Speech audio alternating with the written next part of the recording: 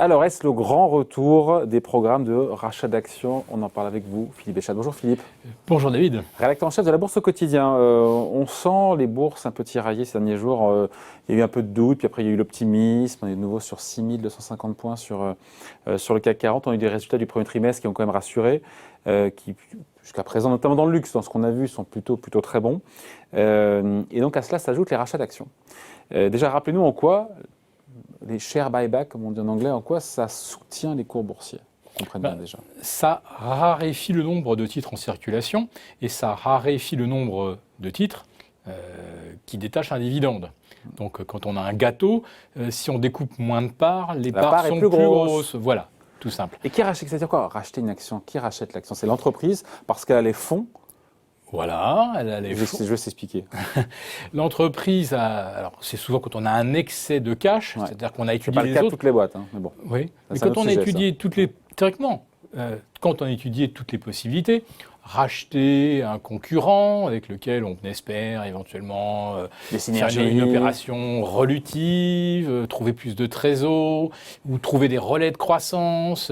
En fait, quand on a exploré toutes les pistes et qu'on ne sait plus quoi faire de l'argent, ultimement, en théorie, on devrait se dire, bon, si on n'a pas trouvé de meilleur investissement que sa propre entreprise, quelque part, eh bien, on rachète des actions. Et ce qui, évidemment...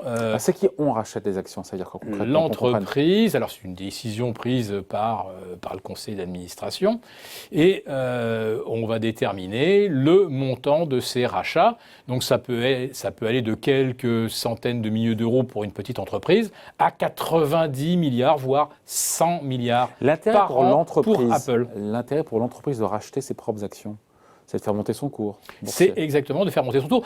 Faire monter son cours, donc ça consiste finalement à distribuer de la valeur, non pas du dividende, mais de la valeur à l'actionnaire. Si je réduis mon flottant de 2%, théoriquement, le cours va augmenter mécaniquement de 2%. Si je verse en plus de ça un dividende qui représente 2% de rendement, ça veut dire que mon actionnaire finalement va recevoir 4 au lieu de 2. Si les entreprises rachètent leurs actions, c'est parce qu'elles ont des bons résultats? Pas forcément. Et donc, non, mais on se dit que... C'est devenu une stratégie d'enrichissement de l'actionnaire. Oui, mais si l'entreprise est déficitaire... elle emprunte. L'argent vaut 0. Donc aujourd'hui, vous empruntez de l'argent à 0 et vous rachetez vos titres. Mais on peut parler de grand retour. Pour moi, ce grand retour des programmes de rachat d'actions vient aussi de la bonne santé d'entreprises qui ont justement l'argent pour acheter. Oui, aujourd'hui, c'est plus la bonne santé qui compte, c'est l'avidité des membres du conseil d'administration, du dirigeant, parce que généralement, le dirigeant a des paquets d'actions. Le premier bénéficiaire d'un plan de rachat d'actions, c'est le PDG, il faut dire les choses comme c'est, ou on va dire le premier râteau des présidents, vice-présidents, etc. Donc, 2020, c'était une année effectivement demi-teinte, j'imagine, pour les rachats d'actions. Alors, j'ai pas les chiffres pour la France, et par contre, j'ai tous les chiffres pour les États-Unis. Ouais. Donc, pour les États-Unis, il y a eu un trou d'air, puisqu'on était à 830 milliards. Alors, je parle là en glissement annuel au quatrième trimestre 2019. Donc, premier trimestre 2020, on a les résultats du quatrième trimestre. 800 milliards, c'est sur quelle période? On avait 830 milliards de rachats programmés au 31 décembre 2019. Okay, d'accord. Bon, on l'a su après, bien sûr, avec les résultats qui ont été connus à partir de mi-janvier 2020. Ouais. Et on est tombé... de moitié? Oui, on est tombé à 500 milliards environ. Et à la fin de l'année 2020, on était remonté à 530 milliards. Alors, ce qui est intéressant, c'est que les dividendes anticipés pour le premier trimestre 2021, qui est un trimestre, on va dire, de reprise, de retour à la normale, on attend 500 milliards de distribution de dividendes en rythme annuel. Et on va avoir maintenant 550 milliards de rachats de titres annoncés. Autrement dit, à nouveau, les rachats de titres comptent pour maintenant 60%, on va dire, du rendement d'un titre et le dividende pour 40%. Et le plus grand écart avait été atteint à fin 2018 où on avait 890 milliards de rachats de titres pour 550 milliards de dividendes distribués. Autrement dit, on voit que les rachats de titres contribuaient beaucoup plus à la valeur distribuée à l'actionnaire que les dividendes. Et cette année, à nouveau, ça va s'inverser. C'est-à-dire que cette année, de nouveau, on va passer au-delà des 500 milliards de rachats de titres. On verra bien d'ailleurs au deuxième trimestre où on en sera. Pour l'instant, on est sur une base de 530 milliards. Et c'est tout bénef pour les actionnaires et pour les sociétés cotées, avec beaucoup d'annonces de programmes de rachat d'actions en France. Oui. Quand on voit le CAC 40, je donne les valeurs, vous me donnerez les chiffres, mais Atos, Vinci, Arcelor, Legrand, Carrefour, L'Oréal, LVMH. LVMH, les montants en jeu sont astronomiques. Je ne sais plus exactement quel est le montant. Je sais quel est le montant des derniers titres annulés. Là, c'était autour de 250 millions. Donc, c'est pas ça le cœur du plan. Je pense que sur LVMH, on devrait être minimum de 20 milliards, de l'ordre de 20 milliards.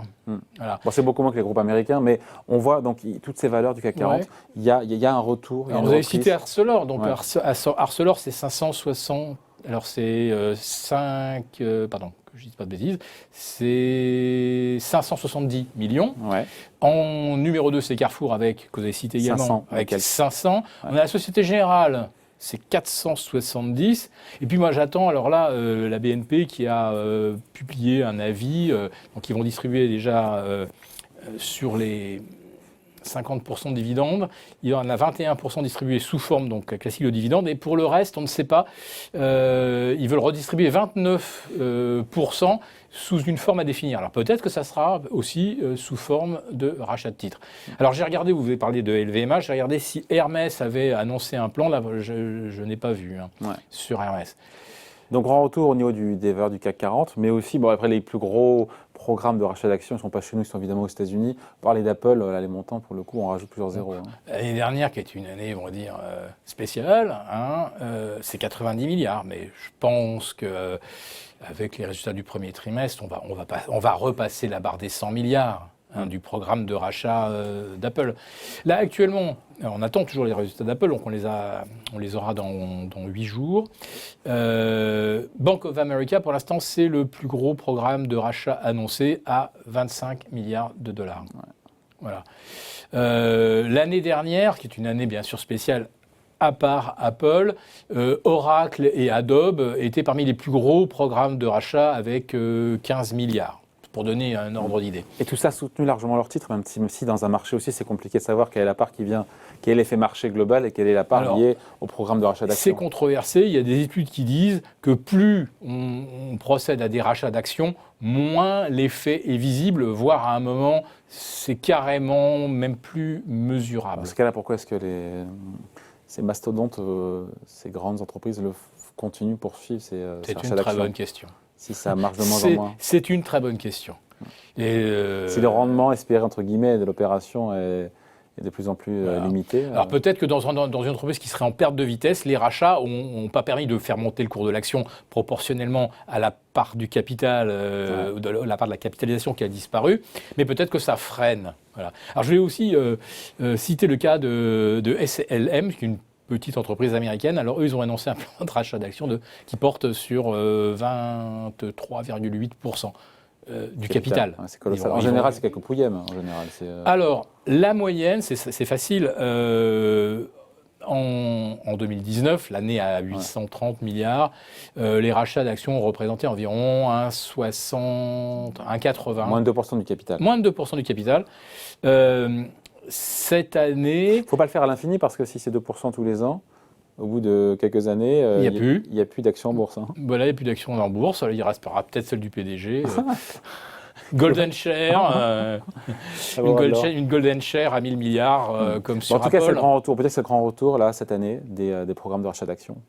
On va voir. Des deux côtés de l'Atlantique. On va voir si la tendance se confirme. Il est certain que si d'un seul coup l'argent cessait d'être gratuit, ça serait un sacré frein. Ça, c'est le premier frein possible. Parce que si on ne peut plus emprunter à zéro pour faire des rachats d'actions, évidemment, les rachats d'actions perdent de leur effet de levier. La deuxième chose, c'est la fiscalité, puisque Joe Biden envisage de porter la fiscalité de 20 à 43 et 43,4. Donc ça serait carrément doublé. Ça n'arrivera pas, naturellement. Mais même si la fiscalité passe de 20 à 28, voire 30%, comme en France, du coup, procéder à des buybacks pour faire monter les cours si la plus-value est imposée maintenant à 28 ou 30 moins pertinent, au lieu de 20. Oui, pourquoi c'est beaucoup moins pertinent? Parce que le dividende aux États-Unis n'est imposé qu'à hauteur de 15%. 15% pour le dividende, 20% pour la plus-value. Ça passe à 40. Du coup, plus aucun intérêt de le faire. Moins. Ça sera toujours intéressant, mais moins, c'est vrai. Donc ça peut être un frein. Donc maintenant, il faut regarder effectivement du côté de des débats au sein du Congrès. Il ne faut quand même pas oublier que 90% des élus, députés comme sénateurs, sont millionnaires, voire milliardaires. Donc ils n'ont pas envie de se tirer une balle dans le pied. Donald Trump était le meilleur exemple. Donc ils ne vont pas se tirer une balle dans le pied en s'infligeant une fiscalité qui représente, sur des plus-values ou des dividendes, qui représentent 90 ou 95% de leurs revenus. Voilà, ça c'est... Voilà, on voulait vous parler en tout cas, merci Philippe, de ce retour des programmes de rachat d'actions qu'on voit un peu partout fleurir, notamment en France et aussi évidemment en Europe et aux États-Unis. Philippe Béchat, donc, rédacteur en chef de la Bourse au quotidien. Merci. Merci David.